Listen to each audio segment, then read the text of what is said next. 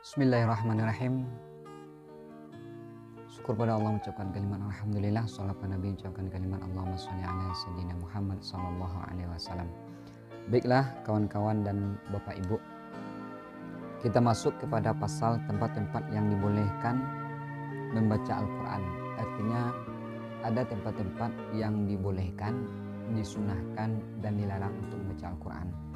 Kali yang pertama, dianjurkan membaca Al-Quran di tempat yang bersih dan terpilih. Artinya kita diperintahkan ketika kita membaca Al-Quran, kita memilih tempat-tempat yang bersih dan terpilih.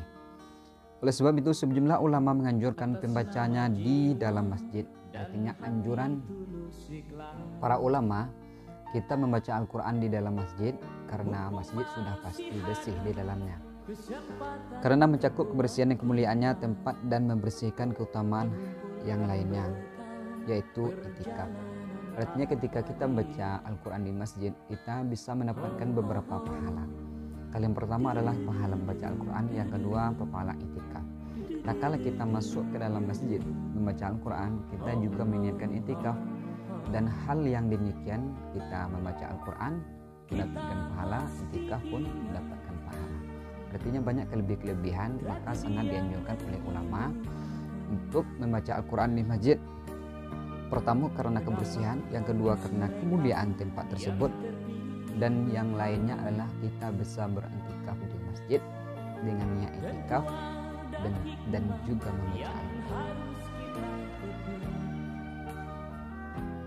Karena setiap orang yang duduk di masjid hendaklah berniat iktikaf. Artinya jika seandainya Bapak Ibu datang kepada masjid, niatkanlah iktikaf, walaupun lama dan walaupun sebentar. Baik duduknya lama ataupun sebentar. Artinya baik kita duduknya lama ataupun sebentar, tetapi niatkan iktikaf dan Allah akan memberikan pahala. Bahkan pada awal masuk masjid hendaklah ia berniat iktikaf. Artinya ketika kita hendak masuk masjid, maka niatkanlah iktikaf, maka insya Allah Allah akan memberikan pahala iktikaf dan pahala-pahala ibadah-ibadah yang lainnya yang kita lakukan. Selanjutnya artinya makruh membaca Al-Quran di beberapa tempat. Adapun salah satu, para ulama berbeda pendapat tentang membaca ulama di beberapa tempat. Salah satunya adalah dihukum makruh membaca Al-Quran di 3 tempat, yaitu di tempat pemandian, di tempat buang air, dan di tempat penggilingan gandum. Artinya para ulama berbeda pendapat. Ada yang membolehkan membaca Al-Quran di tempat pemandian, dan ada yang juga menghukum makruh. Artinya hanya hingga makruh. Artinya kita ketika membaca Al-Quran, kita perhatikan di mana kita tempat untuk membaca Al-Quran tersebut. Di 3 tempat ini dimakruhkan oleh para ulama, sebaiknya kita menjauhi. Seandainya kalau memang keadaannya tidak memungkinkan hanya di situ kita tempat bisa membaca karena sesuatu dan ada lain hal, maka bacalah, karena itu dihukum hanya makruh.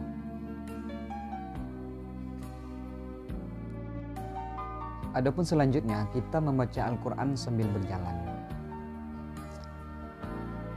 Ada beberapa ulama membolehkan kita membaca Al-Quran sambil berjalan. Adapun para ulama kita membaca Al-Quran sambil berjalan itu dimakruhkan dengan syarat kita tidak lalai.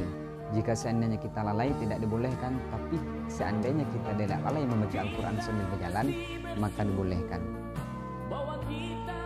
Salah satu diriwayatkan oleh Ibnu Daud bahwa ia membaca Al-Quran di jalan. Artinya Ibnu Abi Daud beliau membaca Al-Quran sambil berjalan. Diriwayatkan dari Umar bin Abdul Aziz rahimahullah bahwa ia mengizinkan membaca Al-Quran di jalan. Artinya membaca Al-Quran sambil berjalan itu diizinkan dan dibolehkan. Hanya sebagian ulama memang berpendapat bahwa membaca Al-Quran di jalan itu dilarang. Salah satu dengan syarat jika seandainya kita lalai membaca Al-Quran di jalan tersebut.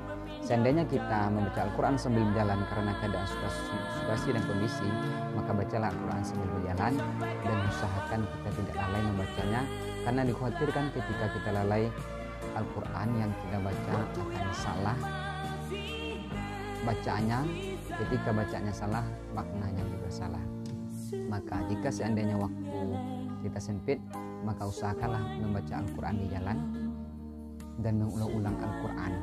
Seandainya jika waktu kita lapang, maka usahakanlah membaca Al-Quran di masjid dan tempat-tempat bersih, karena itu lebih utama dan lebih mulia. Selanjutnya kita masuk pada pasal cara duduk yang benar ketika membaca Al-Quran.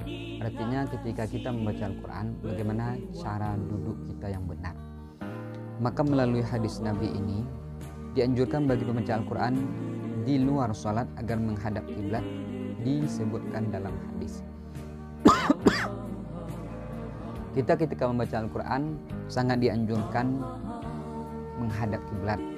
Menurut hadis Nabi, khairul majalisi mastuqbila bihil qiblah. Sebaik-baik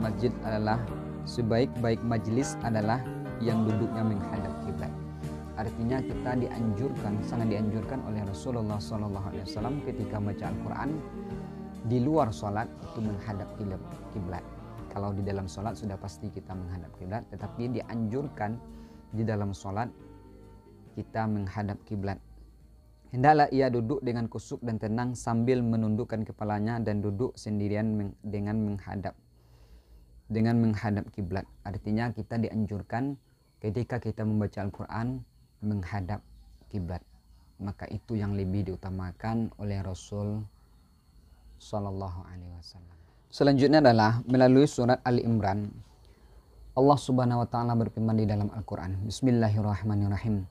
Inna fil khalqis samawati wal ardi wa ikhtilafil laili wan nahar al-ayati li ulil albab allazi yazkurunallaha qiyaman wa qu'udan wa ala junubihim wa yatafakkaruna fil khalqis samawati wal ardi. Allah mengingatkan kita, sungguhnya dalam penciptaan langit dan bumi dan silih berganti malam dan siang terdapat tanda-tanda orang-orang yang berakal. Artinya Allah menciptakan langit dan bumi dan perselisihan siang dan malam itu terdapat tanda-tanda orang yang berakal. Artinya kita memikirkan hal yang tersebut, memikirkan bahwa Allah itu yang menjadikan langit dan bumi. Dengan hal yang demikian kita mengenal Allah melalui penciptaan langit dan bumi dan silih berganti siang dan malam. Orang-orang yang mengingat Allah sambil berdiri atau duduk atau dalam keadaan berbaring dan mereka memikirkan tentang penciptaan langit dan bumi. Artinya Allah memerintahkan kita, menyuruh kita berzikir dalam keadaan duduk, berdiri atau berbaring. Artinya Allah sangat memerintahkan kita, apapun keadaan kita, usahakanlah berzikir. Baik kita berzikir melalui zikir-zikir subhanallah walhamdulillah la haula, atau kita berzikir melalui membaca Al-Quran. Maka jangan pernah sia-siakan waktu kita dan meluangkan waktu kita kecuali kita berzikir kepada Allah. Allah mengingatkan melalui ayat ini adalah Allah memerintahkan kita berzikirlah dalam keadaan apapun, dan pikirkanlah bahwa bumi, penciptaan langit dan bumi dan perselisihan malam dan siang itu menandakan kebesaran Allah, dan disitulah kita mengambil pelajaran dan menambah keimanan kepada Allah agar kita selalu beribadah kepada Allah. Amin amin ya rabbal alamin. Selalu berzikir kepada Allah, sungguhnya zikir itu dicintai oleh Allah.